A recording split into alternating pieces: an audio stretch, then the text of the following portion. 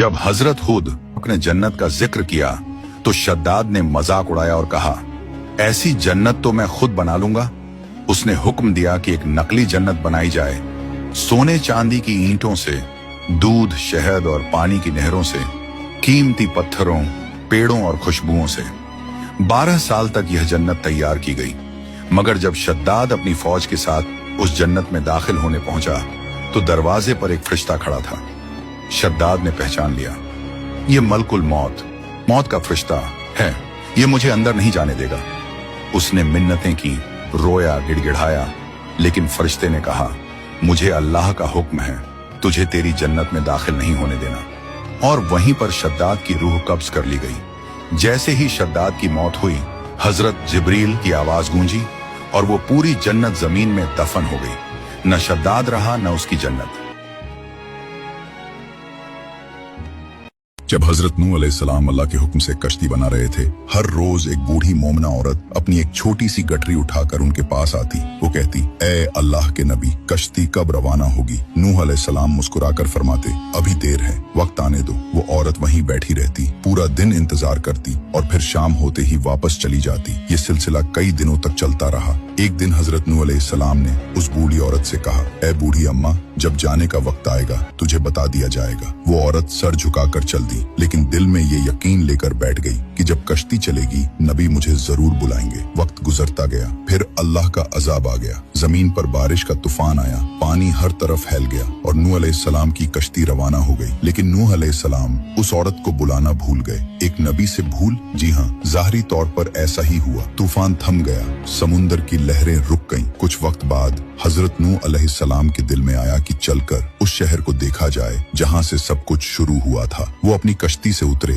और शहर की तरफ चले। जब शहर पहुंचे तो देखा हर तरफ वीरानी थी, तबाही थी, मगर एक कोने में एक झोपड़ी से रोशनी आ रही थी, एक दिया जल रहा था। नूह अलैहिस्सलाम हैरान हुए, इतना बड़ा तूफान आया, सब कुछ डूब गया, लेकिन ये दिया कैसे जल रहा है? उन्होंने जोर से अल्लाहू अकबर की तकबीर लगाई। झोपड़ी का पर्दा उठा, वही बूढ़ी औरत गठरी उठाए बाहर आई और बड़ी मासूमियत से बोली, या नबी अल्लाह, क्या कश्ती अब तैयार है? चलें। नूह अलैहिस्सलाम की आंखें हैरत से फैल गईं। उन्होंने कहा, ए बूढ़ी अम्मा, तुझे कुछ भी पता नहीं चला? बूढ़ी औरत ने सादा दिली से जवाब दिया, क्या नहीं पता चला या नबी अल्लाह? नूह अलैहिस्सलाम बोले, इतना बड़ा तूफान आया, दुनिया डूब गई, बारिशें बरसी, लोगों पर अजाब आ गया और तुझे कुछ खबर नहीं? वो औरत बड़ी सादगी से बोली, या नबी अल्लाह, एक दिन बादल कुछ गरजे थे और हल्की सी फुहार पड़ी थी बस। नूह अलैहिस्सलाम ने आसमान की तरफ देखा और कहा, ए मेरे रब, ये क्या माजरा है? तब अल्लाह ताला ने हजरत नूह अलैहिस्सलाम पर वही नाजिल फरमाई,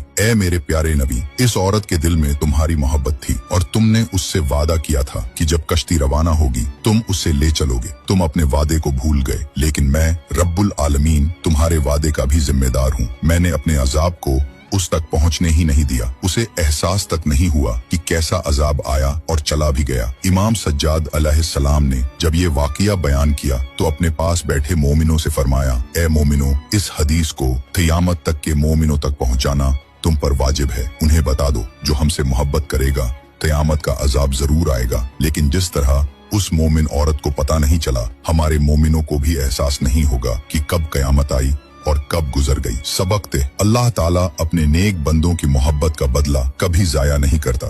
एक मर्तबा अल्लाह ने अपने नेक बंदे हजरत इब्राहिम अलैहिस्सलाम को हुक्म दिया कि वे अपनी पत्नी हाजरा और छोटे बेटे इस्माइल को एक सुनसान बंजर स्थान पर छोड़ दें। यह जगह पूरी तरह वीरान थी, न कोई आबादी, न हरियाली, न पानी। इब्राहिम अलैहिस्सलाम ने अल्लाह की रजा में रजामंदी जताई और परिवार को लेकर उस घाटी में पहुंचे जिसे आज मक्का के नाम से जाना जाता है। वहां पहुंचकर उन्होंने हाजरा और इस्माइल को कुछ खजूर और पानी की एक मशक देकर अल्लाह की राह में छोड़ दिया और खुद वापस चलने लगे। हाजरा, जो अपने नवजात बेटे के साथ उस वीरान स्थान में अकेली रह गई थीं, उन्होंने चिंता से पूछा, क्या आप हमें यूं ही छोड़कर जा रहे हैं? इब्राहिम अलैहिस्सलाम ने रुककर इशारे में बताया कि यह अल्लाह का हुक्म है।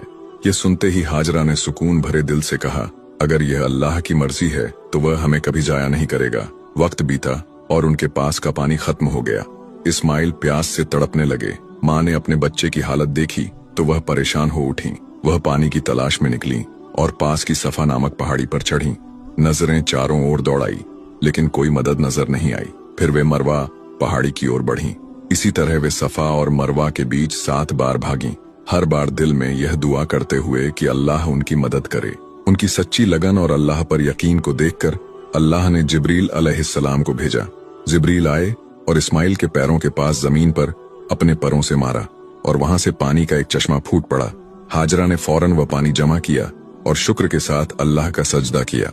यही पानी का चश्मा जमजम कहलाया। धीरे धीरे उस स्थान पर परिंदे मंडराने लगे, जिनकी हरकतों से गुजरते कबीले को इस जगह पानी की मौजूदगी का अंदेशा हुआ। वे वहां पहुंचे, हाजरा से वहां ठहरने की इजाजत मांगी और इस तरह वह वीरान घाटी धीरे धीरे एक आबाद बस्ती में बदल गई।